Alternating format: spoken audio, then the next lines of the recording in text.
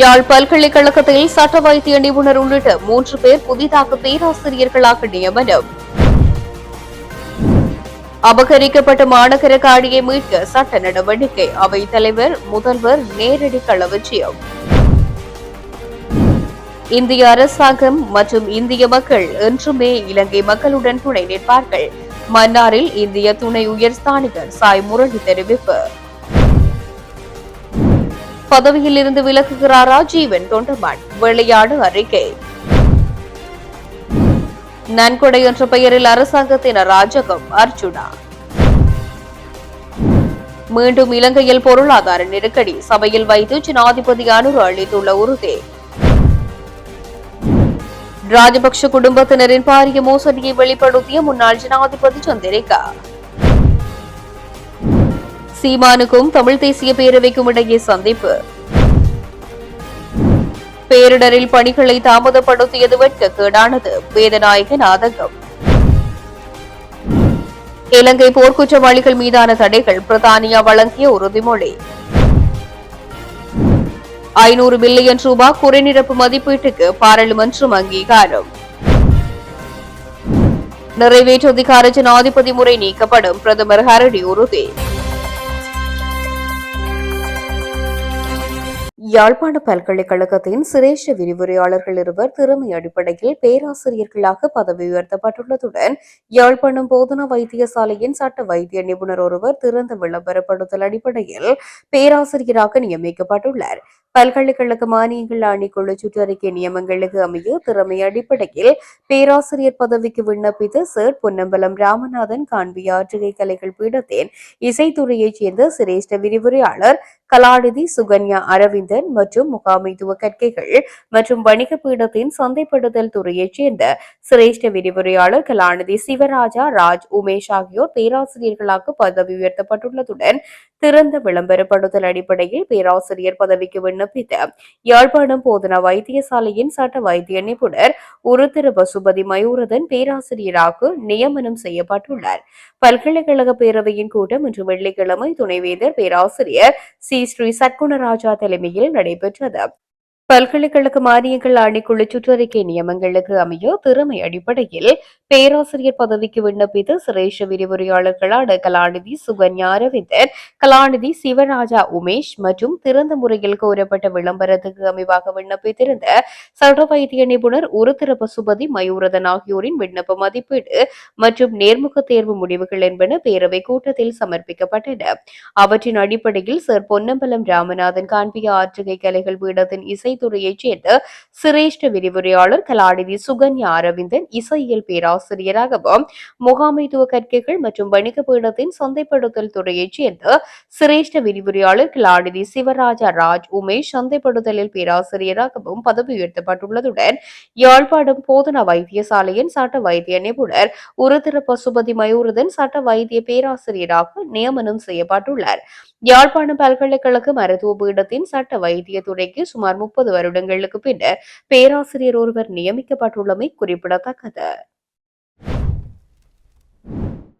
யாழ் மாநகர சபைக்கு சொந்தமான காணியொன்றை தனியார் ஒருவர் தனது கட்டுப்பாட்டில் வைத்திருக்கின்ற நிலையில் அதனை மீட்பதற்குரிய சட்ட நடவடிக்கை தொடர்பில் யாழ் மாநகர முதல்வர் மதிவதனி மற்றும் வடமாகாண சபை அவைத் தலைவர் CVK சிவஞானம் ஆகியோர் களவிஜயம் ஒன்றை நேற்றைய தினம் மேற்கொண்டனர். யாழ் மாநகர சபையின் புதிய கட்டடத்துக்கு அருகாமையில் ஏற்கனவே மாநகர சபைக்கு சொந்தமான காணியை தனியார் ஒருவர் சட்டத்திற்கு புறம்பான வகையில் தனது கட்டுப்பாட்டில் வைத்திருக்கின்றமை தொடர்பில் சபையில் விவாதம் இடம்பெற்றது. இவ்வாறான நிலையில் குறித்த பதவிக்கு முதல்வர் மற்றும் அவைத் தலைவர் நேரடியாக சென்று பார்வையிட்டதுடன் ஊடகங்களுக்கு இவ்வாறு கருத்து தெரிவித்தனர். முதல்வர் மதிவதனி கருத்து தெரிவிக்கையில் குறித்த காணி யாழ் மாநகர சபைக்கு சொந்தமான ஆதனம் என்பதற்கான தரவுகள் மாநகர சபையிடம் இருக்கின்றது. அதன் அடிப்படையில் வடமாகாண சபையின் அவைத் தலைவரும் எங்கள் கட்சியின் தலைவருமான CVK சிவஞானம் ஐயாவை அழைத்து குறித்த காணி தொடர்பில் பார்வையிட்டோம். எதிர்காலத்தில் குறித்த காணியை மீட்பதற்கான சட்ட நடவடிக்கை தொடர்பில் ஆராயப்படும் என்றார். எங்களுக்கு பின்னால இருக்கக்கூடிய காணிதான் மாநகர சபைக்கு சொந்தமான காணி. இது கிட்டத்தட்ட 1940க்கு முன்ன 30களில் 70,000 ரூபாய்க்கு கொள்வனவு செய்யப்பட்ட காணி. இப்பொழுது நாங்கள் பார்க்குற பொழுது மாநகர சபைக்கு உரித்தானது அல்லாத வகையில் வேறு யாரோ ஒரு தவறான உறுதிமொழிச்சல் நினைக்கிறேன். அது அந்த நடவடிக்கையில் இது இப்போ மாநகர கொள்ளளவு செய்த காணி அதனுடைய அடையாளம் அல்லது உறுத்து எப்படி இல்லை காணாமல் இதுக்கு நினைக்கிறேன். அப்போ அது சம்பந்தமாக இப்பொழுது மாநகர சபையை பொருத்தமான நடவடிக்கை எடுக்கிறதுக்கான ஆலோசனை வழங்கப்பட்டிருக்கு. தொடர்ந்து இதில் உறுதிப்படை என்றால் சட்ட ரீதியான நடவடிக்கை எடுப்பதற்கான ஏற்பாடுகளை மாநகர சபை மேற்கொள்ளும். இந்த மாநகர சபைக்கு சொந்தமான இந்த காணி இந்த நாங்கள் எங்களுடைய கட்சி தலைவர் சிவிகையாவை நேரடியாக கூட்டியந்து காட்ட அவர் மூலம் நாங்கள் இந்த காணியின் சரியான விவரம் எடுக்க வேணுமென்றதுக்காண்டி எங்களோட கட்சி தலைவரை நாங்கள் இந்த இடத்துல கூட்டியிருந்திருக்கிறோம்.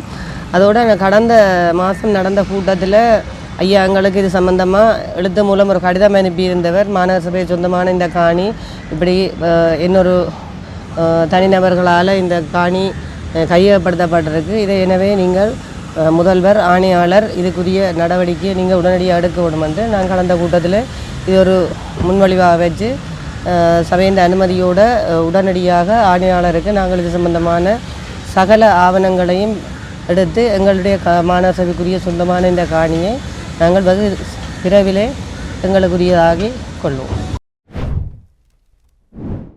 இந்திய அரசாங்கம் மற்றும் இந்திய மக்கள் இலங்கை மக்களுடன் என்றுமே துணை நிற்பார்கள் என்று இலங்கைக்கான இந்திய துணை உயர்ஸ்தானிகர் சாய் முரளி தெரிவித்தார். மன்னார் மாவட்டத்தில் புயல் மற்றும் வெள்ளத்தினால் பாதிக்கப்பட்ட மீனவ குடும்பங்களுக்கு வழங்கும் வகையில் இந்திய அரசாங்கம் மற்றும் இந்திய மக்களால் வழங்கப்பட்ட நிவாரணப் பொருட்கள் கையளிக்கும் நிகழ்வு இன்று வெள்ளிக்கிழமை மதியம் மன்னார் மாவட்ட மீனவ கூட்டுறவு சங்க சமாசத்தில் இடம்பெற்றது. மன்னார் மாவட்ட மீனவ கூட்டுறவு சங்க சமாச செயலாளர் NM ஆலம் தலைமையில் இடம்பெற்ற குறித்த நிகழ்வில் கலந்து கொண்டு நிவாரணப் பொருட்களை கையளித்த பின் உரையாற்றுகையிலேயே அவர் இவ்வாறு தெரிவித்தார்.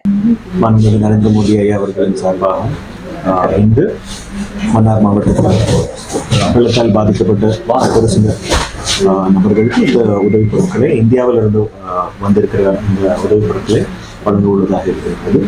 உங்களுக்கு தெரியும், சைக்ளோன் தித்வா, அதாவது தித்வா புயல் வந்ததற்கு பிறகு இலங்கை நாட்டிலே பல்வேறு பிரதேசங்கள் மாநிலங்கள் பாதிக்கப்பட்டிருக்கின்ற பிரதேசங்களுக்கான அந்த மக்களுக்கான உதவிகளை 28 நவம்பர் அன்று ஆரம்பிக்கப்பட்ட இந்த ஆபரேஷன் சாகர் பந்து என்ற நடவடிக்கையின் ஊடாக இந்திய மக்களின் சார்பாக பல்வேறு உதவிகள் இதுவரைக்கும் 1200க்கும் 200 டன்னுக்கும் மேலதிகமாக உணவுப் பொருட்கள், உதவிப் பொருட்கள் இலங்கைக்கு வந்திருக்கின்றது. அந்த வகையிலே, அந்த வரிசையிலே வடக்கு மாகாணத்துக்கும் ஒரு சில பாதிக்கப்பட்ட பிரதேசங்களுக்கு இந்த உதவிகளை வழங்கி வருகின்ற வரிசையிலே இன்றைய நிகழ்வும் இருக்கிறது. இருக்கிற தேவைகள் எங்களுக்கு நன்றாகவே தெரியும். இது மட்டும் இல்லாமல் அடுத்த கட்டமாக நீங்கள் சொன்னது போலே வலைகள், என்ஜின்கள், படகுகள் போன்ற உதவிகளும் அதுக்கான செய்தியையும் விரைவில் எதிர்பார்க்கலாம்.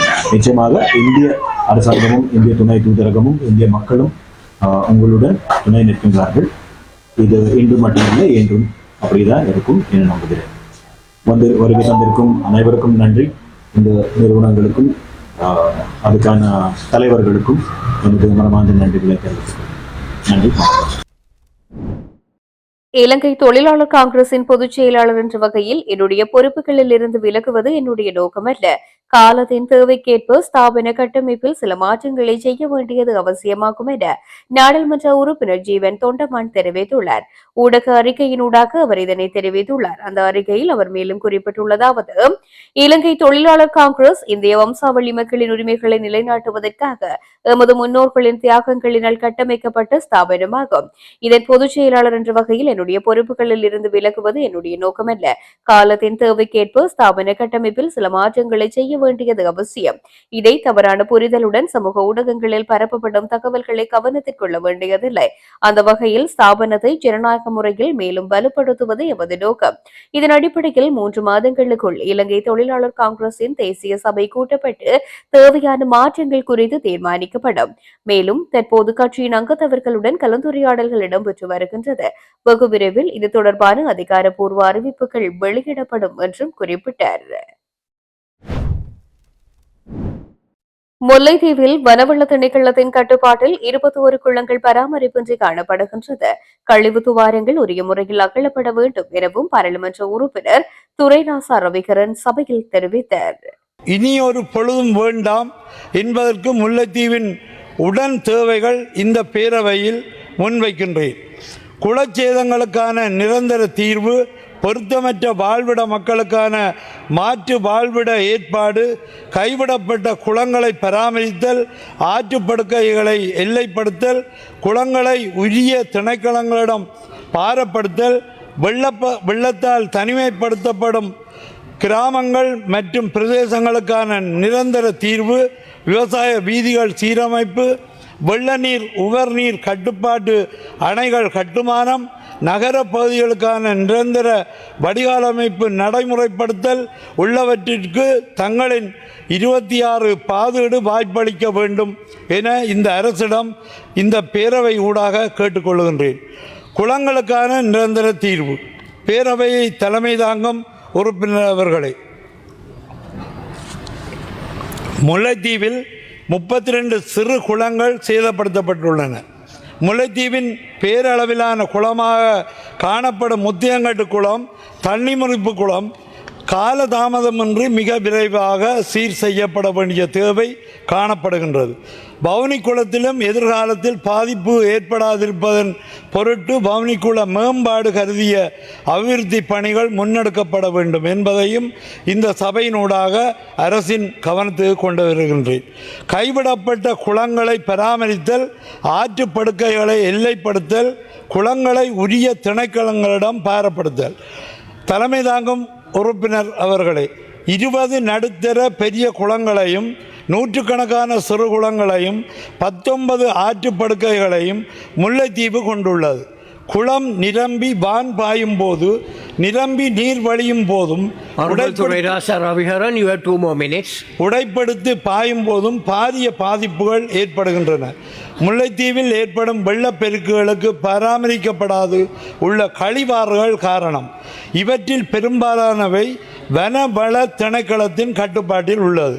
கழிவாறுகளை உடனடியாக துப்புரவு செய்து அவற்றை எல்லைப்படுத்தி, கழிவாறுகளில் உள்ள தடைகளை அப்புறப்படுத்தி அவற்றை அகலப்படுத்தும் போது குளத்தின் கீழ்ப்பகுதிகளில் இருந்து வருகின்ற நீர் விரைவாக தடையின்றி செல்லும். இதன் மூலம் ஆற்றங்கரைகளில் ஏற்படும் வெள்ளப்பெருக்கை தடுக்க முடிவதோடு குளங்களுக்கு கீழுள்ள பிரதேசங்களில் ஏற்படும் வெள்ளப்பெருக்கையும் கட்டுப்படுத்த இயலும். பதிவுகளின் அடிப்படையில் முல்லைத்தீவில் 483 சிறு குளங்கள் உள்ளன. இவற்றுள் 181 சிறு குளங்கள் கைவிடப்பட்டு உள்ளன. சிறு குளங்கள் உடைப்படுத்தி பாயும் வெள்ள நீர் நடுத்தர மற்றும் பெரிய குளங்களுக்கு மேலும் பாதிப்பை கொண்டு வருகின்றன. சிறு குளங்களை பராமரிக்கும் வகையில் உரிய திணைக்களங்களிடம் பாரப்படுத்தும் போது மாவட்டத்தின் வறட்சியை போக்க முடியும். எதிர்கால வெள்ள பாதிப்பையும் குறைக்க முடியும்.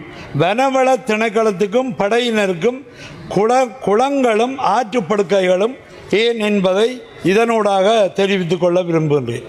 முல்லைத்தீவு மாவட்டத்தில் மட்டும் 21 குளங்கள் வனவள திணைக்களத்தின் கட்டுப்பாட்டில் கைவிடப்பட்ட நிலையில் உள்ளன. அக்குளங்களை எல்லைப்படுத்தி அவற்றை உரிய திணைக்களங்களிடம் கையளித்து அவற்றை உரிய திணைக்களங்களை பராமரிப்பதற்கு இந்த அரசு வழிகாட்ட வேண்டும். 438 பயனாளிகளுக்கான 1 minute please. 1483 ஏக்கர் வாழ்வாதார நிலம் வனவள திணைக்களத்தின் கையகப்படுத்தலால் பயன்பாடற்று உள்ளது. சபையினூடாக ஜனாதிபதி அவர்களுக்கும் மற்றும் முக்கியமான அமைச்சர்களுக்கும் நன்றி கூறுகின்றேன். பட்டுவாகல் பாலம் கொண்டு வந்து சேர்த்தது, இப்படியாக பல நன்மைகளை நீங்கள் செய்து இருப்பதைப் போல இந்த மீன்பிடியாளர்களுக்கான சில அந்த தடை செய்யப்பட்ட தொழில்களை நிறுத்தவும் இந்திய இழுவை படகுகளின் வருகையை கட்டுப்படுத்தவும் ஆவணம் செய்ய வேண்டும். அதேபோல் நான் ஏற்கனவே குறிப்பிட்டதைப் போன்று இந்த விவசாயிகளின் வாழ்வாதாரத்துக்கு வழிகாட்ட வேண்டும், மக்களை பாதுகாக்க வேண்டும் என்று கேட்டுக்கொள்கின்றேன். நன்றி. திருகோணமலை வெறுகல் பகுதியில் பாதிக்கப்பட்ட மக்களுக்கு அரசாங்கம் நன்கொடை வழங்குவதாக தெரிவித்துவிட்டு அங்கு பாதிக்கப்பட்ட மக்கள் தமக்குரிய நன்கொடை எங்கு என கேள்வி கேட்பதற்கு அவர்கள் கைது செய்யப்படுகின்றார்கள் என பாராளுமன்ற உறுப்பினர் அர்ஜுனா சபையில் தெரிவித்தார். திருகோணமலை வெறுகல் பிரதேசத்தில் அந்த மக்களுக்கு நன்கொடை கொடுக்குறேன்னு போயிருக்கிறீர்கள். கொஞ்சம் போய் அந்த மக்களை கடைசியாக நன்கொடை கொடுக்குற டிஎஸ் அனசென்று சொல்லப்படுகின்ற முஸ்லீம் ஒரு டிஎஸ் ஒரு ஆள், டிவிஷனல் செக்ரட்டரி ஒரு ஆள், அந்த மக்களுக்கு எதிராக வழக்கு போட்டு 4 பேரை அரெஸ்ட் பண்ணி 3 பேரை சிறைக்குள்ள போட்டுக்கிறீங்க. அந்த நன்கொடை தாங்கடான்னு கேட்டதுக்கு எவ்வளவு வெக்கமென்று ஜோதிச்சு பாருங்க. உங்களோட சபாநாயகர் அவர்களே, அரசாங்கம் கொடுக்குற நன்கொடை ஏன் எங்களுக்கு இல்லைன்னு கேட்டதற்காக 3 பேர் சிறைக்குள்ள, இன்னும் 17 பேரை போலீஸார் தேடி கொண்டிருக்கிறார்கள். ராஜகாரிய பாதாகிரிமண்ட் வெக்கம். அது எங்களுடைய பாதுகாப்பு அமைச்சரிடமே ஓடிட்டார் வழியால். நல்ல நான் சில விடயங்களை சிங்களத்தில் சொல்ல ஆசைப்படுகிறேன். கரு மூலாசன மந்திரத்துமணி மம දෙමළ ජාතිවාදී කතා කරන්න යන්නේ. හරිද? මම දෙමළ, මම හින්දු. හැබැයි මේ අතේ තියන්නේ අස්කරිය පීඩේ මට දාපු පිරිත් නුල. තව එකක් තියෙන මහානායක හාමුදුරුවෝ දාපු පිරිත් නුල. හැබැයි ඕලා ලැජ්ජ වෙන්න ඕනේ. දැන් අස්කරිය පීඩේට ඇහුන්නේ නැහැ. කායරි කටන තියෙනවද? මේ අස්කරිය පීඩෙන් මහානායක පීඩෙන් මං ගිහිල්ලා හම්බෙලා කතා කරා අපේ දෙමළ ජනතාවේ ප්‍රශ්න ටික. හැබැයි ඒගොල්ලෝ මට උත්තර දුන්නේ මේ ආණ්ඩුව තව පොඩි කාලෙන් තමයි ඉන්නේ කියලා. ඒ තරමට මේ රට ඇතුළේ ජීවත් වෙන සිංහල දෙමළ මුස්ලිම් ජනතාව එපා වෙලා තියෙන්නේ. මමත් බලුවා ගෙදර ටික තහරන් ටිකක් ගලවලා ලක්ෂ 20ක් ගන්න පුළුවන්. ඉන්නකො පාපිසෝ මේ ලක්ෂ 20ක් ගන්න පුළුවන් කියලා. ඇත්තටම මම තහරන් 2ක් ගලවුවා. හැබැයි ඒ තහරන් 2කට ලක්ෂ 20 දෙන්නේ නෑලු. දැන් ආයේ දාන්න මට 20000ක් යනවා. එතකොට අඩේ ඉඩවා ඉන්ද්‍රා හරිද? මට ලැජ්ජයි තහරමකට ලක්ෂ 10ක් දෙනවාද කොහෙදරි? මන්ද මං හිතන්නේ අපේ ලොක්ක 2026 ஆண்டுக்காக நிறைவேற்றப்படும் குறைநிரப்பு மதிப்பீட்டால் எவ்வித பொருளாதார நெருக்கடியும் ஏற்படுவதற்கான வாய்ப்புகள் இல்லை என ஜனாதிபதி அனுரகுமார திசாநாயக்க தெரிவித்துள்ளார்.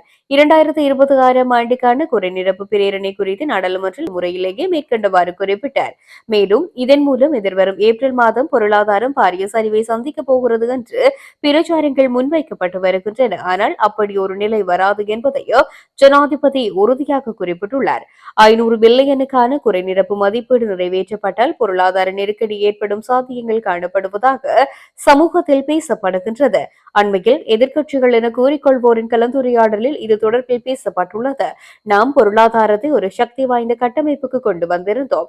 அவ்வாறான ஒரு நிலைமை இருந்திருக்காவிட்டால் இந்த சூறாவளி தாக்குதலில் நாம் மீளெழுந்திருக்க முடியாமல் போயிருக்கும். அவ்வாறான ஒரு கட்டமைப்பினாலேயே நாம் இவ்வளவு நிவாரணங்களை கொடுக்க முடிந்தது என்றார். ராஜபக்ஷ குடும்பத்தினர் இந்த நாட்டில் 9 வருடங்களில் 15 பில்லியன் அமெரிக்க டாலரை களவாடியுள்ளதாக முன்னாள் ஜனாதிபதி சந்திரிகா குமாரதுங்க தெரிவித்துள்ளார்.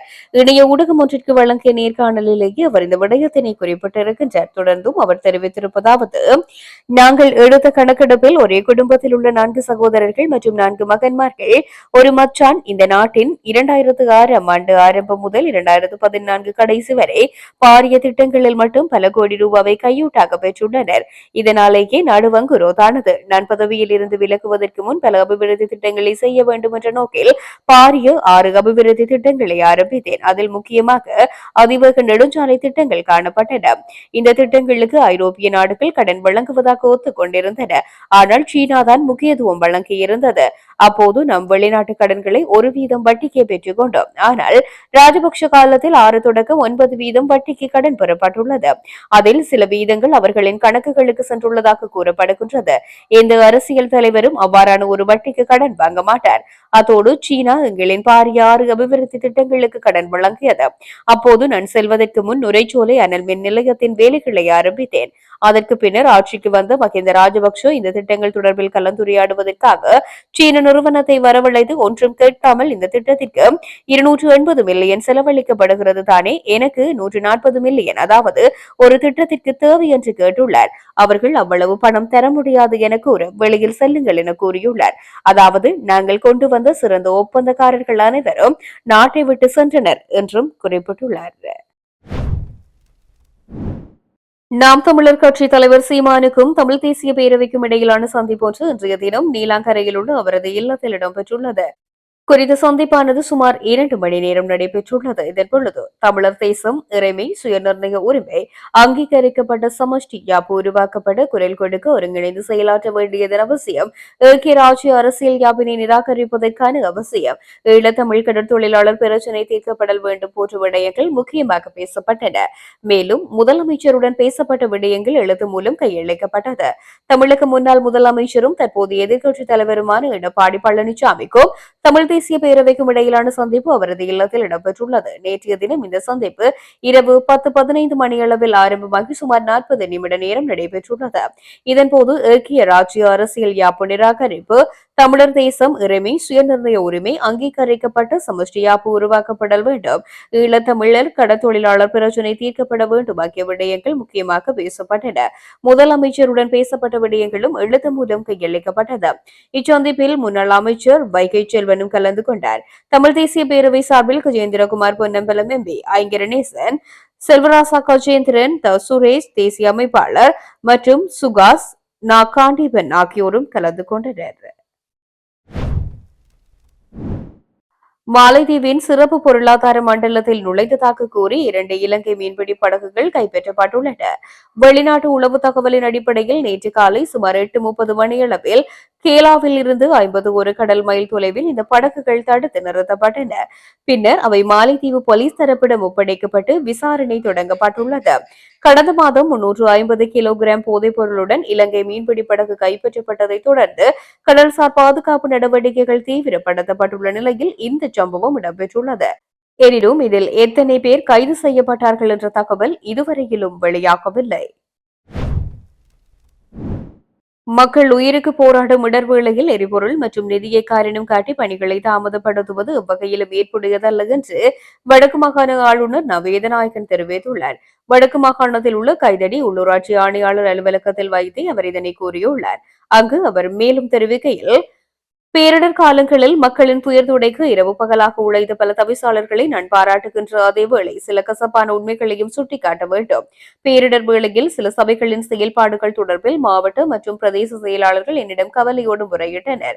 மக்கள் உயிருக்கு போராடும் போது எரிபொருள் தந்தால்தான் இயந்திரங்களை இயக்குவோம், பணம் ஒதுக்கினால்தான் வேலை செய்வோம் என்று நிபந்தனை விதித்துக் கொண்டு நிர்வாக சிக்கல்களை காரணம் காட்டியதை மன்னிக்கவே முடியாது. மாகாண நிர்வாகம் நிதியை வழங்க தயாராக இருக்கும் போதும் பிரதேச செயலகங்களில் நிதியை கோரி காலத்தை வீணடித்தமை தவறான முன்னுதாரணமாகும். இன்றைய ஊடகங்களில் வெளியான செய்தி வேதனை அளிக்கின்றது.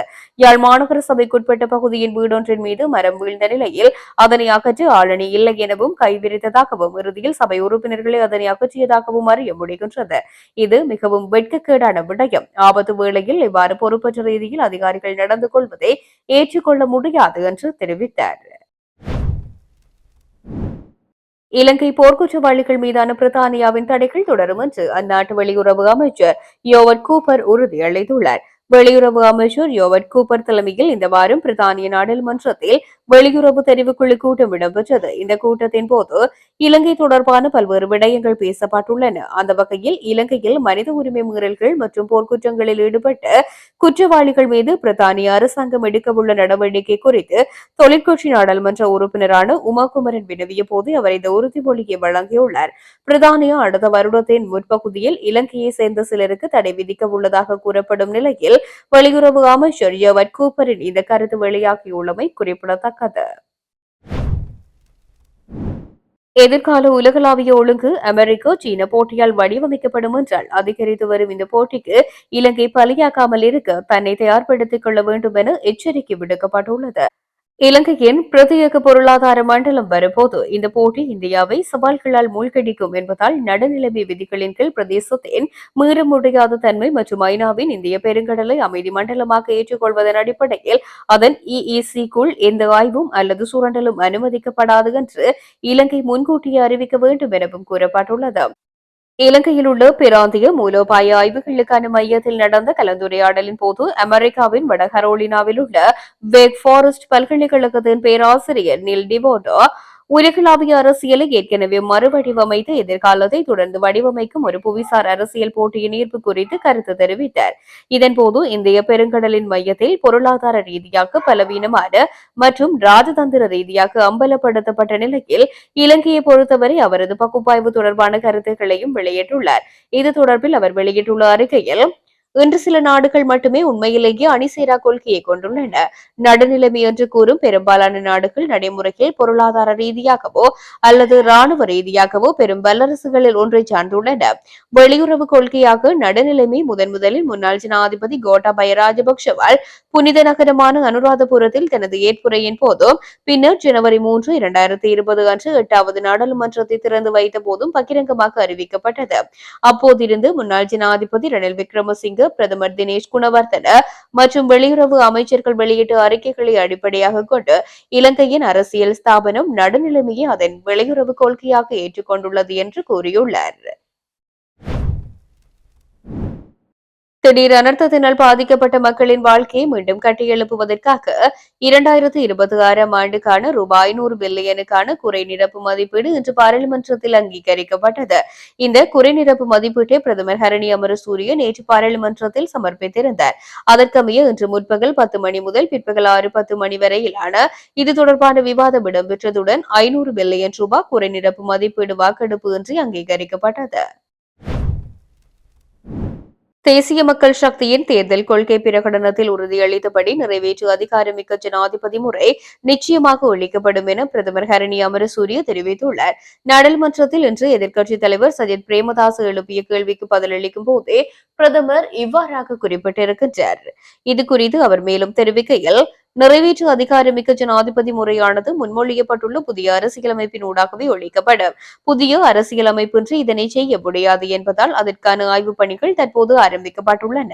புதிய அரசியலமைப்பை வரைவதற்கான ஆரம்ப கட்ட வேலைகள் ஏற்கனவே தொடங்கப்பட்டுள்ளன. இதற்கு முன்னர் சமர்ப்பிக்கப்பட்ட குழு அறிக்கைகள் மற்றும் ஏனைய முன்மொழிவுகள் தற்போது விரிவாக ஆராயப்பட்டு வருகின்றன. இது தொடர்பான வரைவு பற்றிய கருத்துரு ஆவணம் விரைவில் அமைச்சரவையில் சமர்ப்பிக்கப்படும். தேர்தல் காலத்தில் வழங்கிய வாக்குறுதியை நிறைவேற்றுவதில் அரசாங்கம் உறுதியாக இருக்கின்றது. முறையான அரசியலமைப்பு மாற்றத்தினூடாகவே இது சாத்தியமாகும் என்றும் அவர் மேலும் விளக்கம் அளித்தார்.